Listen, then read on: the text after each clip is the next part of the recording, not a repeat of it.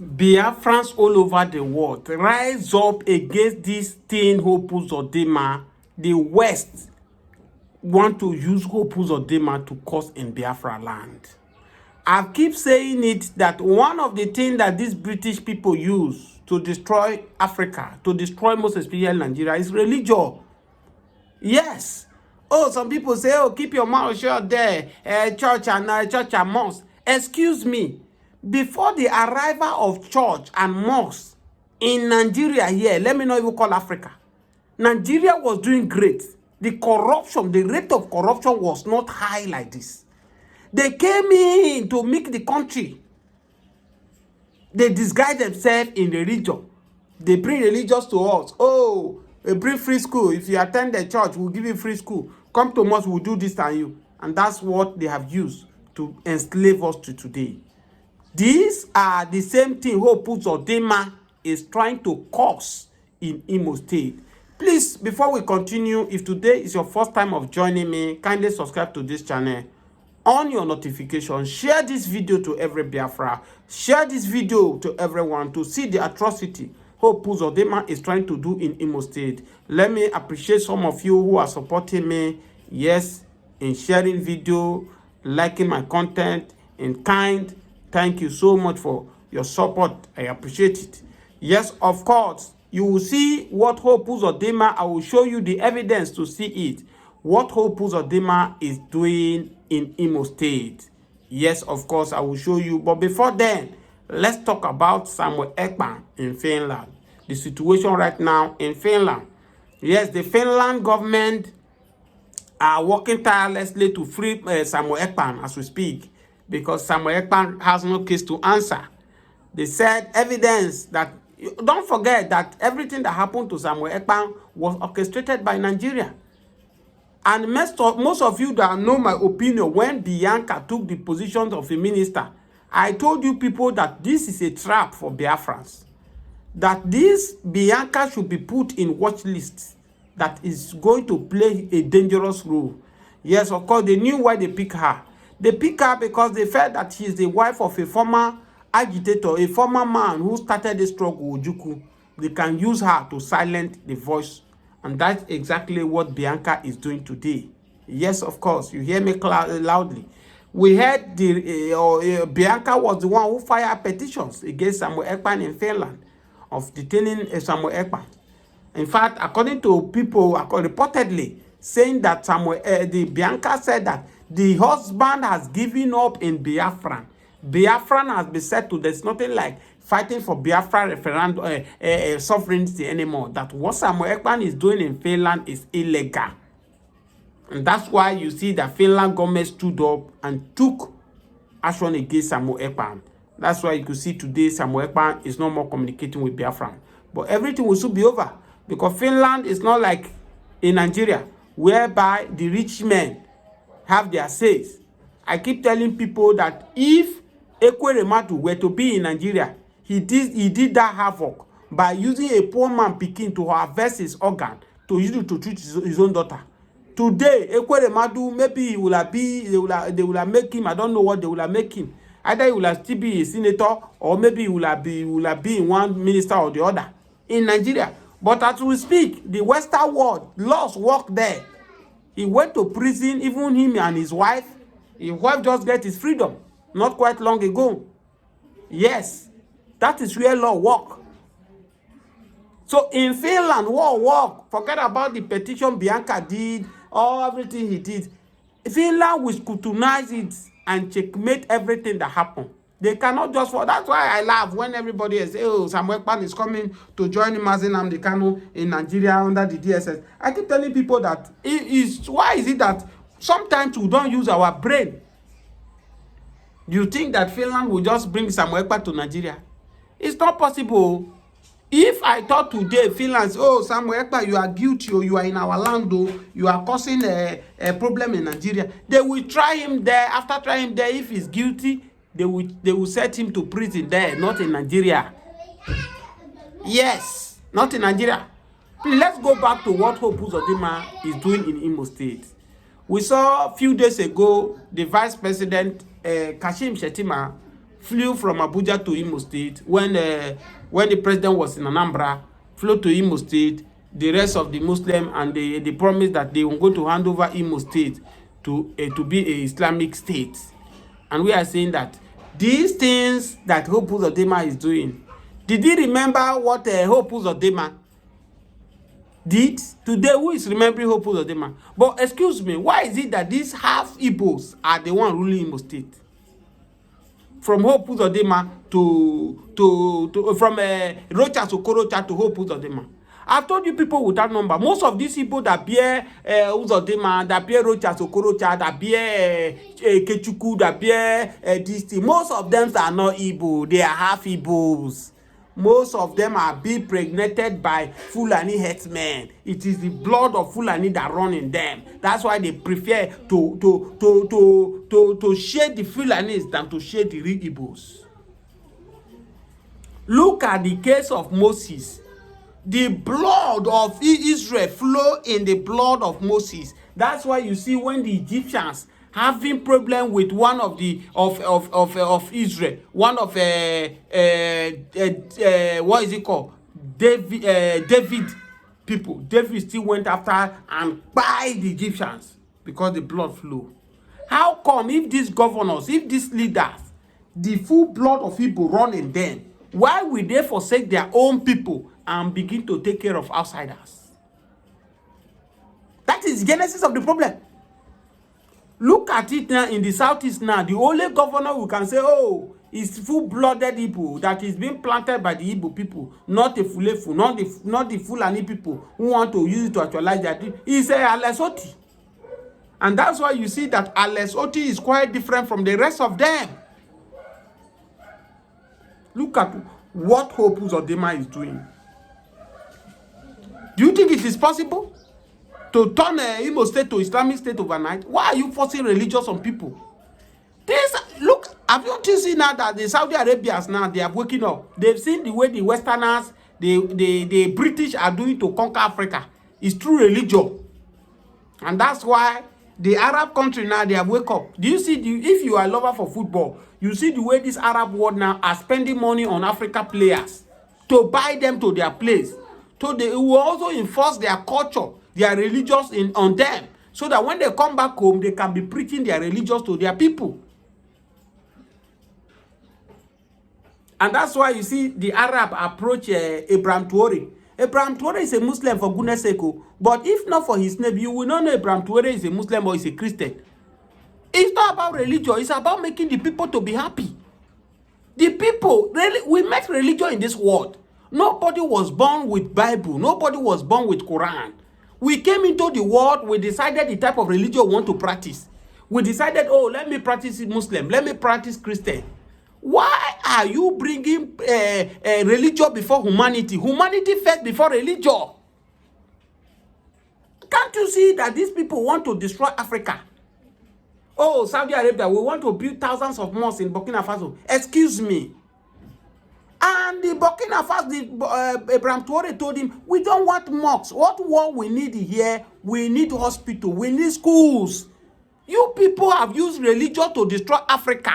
And that's why you see in Nigeria today, we have many churches in Nigeria. We have many mosques in Nigeria. But Nigeria is the capital poverty of the world. People now run to church. Oh, God, please, give me food to eat, to feed my family. God, I want to build a house. God, I want to buy a car. You go to mosque, you go and pray. It is not what you're supposed to go there for, because all these things are already provided by God to us. But because we have leaders, criminal leaders, who have taken it upon themselves to loot all those resources, to allow the Onibos, to allow them to come and root the resources and take it to their land, to develop their land. Look at the shenanigans what Uzodima is doing in Imo State. If you turn Imo State to Islamic State today, will he going to make Imo State a Dubai? The answer is no. The answer is no. It's just like you want to go to the north now, say, okay, oh, you want to make north to Christian to dominate all over the north. It's not possible. It's not possible, bro. It's not possible. So we are saying that all this thing Hope Uzodima is doing is days and numbers. Let's see how it will end. Today, Rochas now, nobody hear Rochas' name again. It's still going to happen to him. Maybe you think that maybe APC will remain forever. Even APC remain in the corridor of power forever. A time will come, somebody else will knock him out.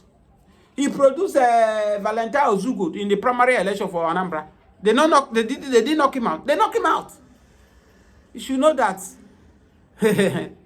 he will dearly pay for all these things he's trying to do. And history is being recorded for him. Please share this video. Thank you so much for joining me. God disposes. First of all, gentlemen of the press, it is with deep feelings and high sense of responsibility that I address you today on the subject of the 2025 UTME results, which has generated some traction in public discourse and social space. I want to begin by appreciating you for gathering here today, especially the press. I want to begin by appreciating you because your extensive coverage has highlighted the release of 2025 UTME results, formally announced on Friday night, May. Similarly, we appreciate all those who have lent their voices to the stringent complaints on the results we released, because we all did so out of concern. I appreciate our critics, one of whom, two of them are here. We're here with us. I appreciate them immensely because they could have chosen to be indifferent to us. I agree with the person who said the opposite of love is not hate, it is indifference. The opposite of art is indifference. The opposite of truth, of faith, is indifference. And the opposite of life is not death, but indifference. By not being indifferent to JAMB, we are grateful. Today marks a moment we shall not soon forget, a day that should have been filled with celebration for what was, until recently, regarded as our most successful UTM exercise. Regrettably, this joy has been overshadowed by an easily avoidable error by one or two persons. Without equivocation, there has been a lot of hoopla since the result of 2025 UTME were released last Friday, 9th May. Despite the fact that JAMB is a responsive organization, the unusual level of public concern and loud complaints has prompted us to do an immediate audit or review of what happened, which we ordinarily would have done in June. I want to make it clear that our review and investigation revealed that there are grounds for the complaints about our 2025 UTME result, and the press conference is convened with a view to unveiling the bitter truth of our findings openly and objectively. We are all humans after all, but before any other thing, it is imperative that I shed light on the extent that JAMB goes to ensure quality in its processes and activities. JAMB and quality assurance. Gentlemen of the press, quality assurance is cardinal to the operation of JAMB. I can assure you that we scale all heights, fathom all depths, and traverse all horizons to ascertain that quality assurance mechanism permeate all our operations from the takeoff point to the finish line. We burn the midnight oil and we set our standards high. This is why we have guidelines, checklists, and protocols guiding our activities, right from the time of registration to the point of monitoring and supervision to the processing of results. As we know, we cannot clap with our sole hand as a single entity. We have several committees in place that are part of our quality assurance system. There are peace monitors of 41 women of substance who are all former principal officers of Nigerian universities. We have the chief external examiners for every state who are vice chancellors, rectors, and provosts themselves. In each state, we also have chief technical advisor, a reputable professor who is an expert in computing and cybersecurity. We have peace monitors, civil society group, equal opportunity, the general monitors, high power opinion leaders, and Technical Advisors Group, and Virtues Vanguard. All of these groups play critical role and complement our staff in ensuring quality and troubleshooting challenges. Furthermore, we also have an in-house consultant and expert in software development and cybersecurity. Besides, we have introduced mock examinations since 2017 as primarily a quality assurance measure to test our system and intervene where necessary prior to the time of our examination. Knowing the nature of technology, our technical officers annually take tests before the successful ones are deployed to the field so that no point will incompetence set in. All our examination officials are profiled with their needs to ensure efficiency and accountability. We also have a robust system of in-house electronic testing experts led by a renowned professor of software engineering. We deploy our system to the use of high-profile organizations within and outside Nigeria as part of the broader strategy of ensuring that everything works well when we need it to work. As part of our preparation for this year, we updated our system from form-based to the single item-based examination, the latter of which is the in thing presently internationally. We simulated this system, streamlined our Autobot and Auto system, and still went ahead to develop our own JAMB test, a software innovated in-house by a small team led by our own staff, the BEM. We improved on the examination system, simulated everything end-to-end before the examination, and we thought everything was perfect. All the layers, including using dummies, were deployed this year, but despite that, an error happened. It is a classical manifestation of the axiom that man proposes, but God disposes, between card and lag. Let me disclose part of how we operate in JAMB for the first time in public. Conscious of the fault lines of Nigeria, where if you say north, south, you know, north, south, all this division, we use two operational vehicles to traverse Nigeria under the code name CARD and LAG. CARD vehicle contains the northern states, all the states in northern Nigeria, excluding Kano, Katsina, Jigawa, Niger, Kogi, and FCT, but it includes 6 south states. The LAG vehicle, on the other hand, consists of southern states, excluding the 6 south states, but it includes Kano, Katsina, Jigawa, Niger, Kogi, and FCT. These vehicles are deployed to serve Nigeria as a whole, the south being part of the north and the north being part of the south, so there is no distinction north or south. We have gone into this to explain that we have two machines that we use, and it's not north-south, it's mixture, where you have 6 southern states in the south joining the north, removing 6 from the north, core north, and adding to the south, so that there will be they will not be divided along our fault lines. After the mock examination this year, we review our lag machine, which includes southwest and southeast states, as earlier indicated, the CARD and the CARD examination engines. We realized that the lag category, that's the one I told you is from the south, so it's likely the south, but including Kano, Katsina, Jigawa, and other 3 states of the north. We realized that this lag machine, the options to the item of examination were not shuffled.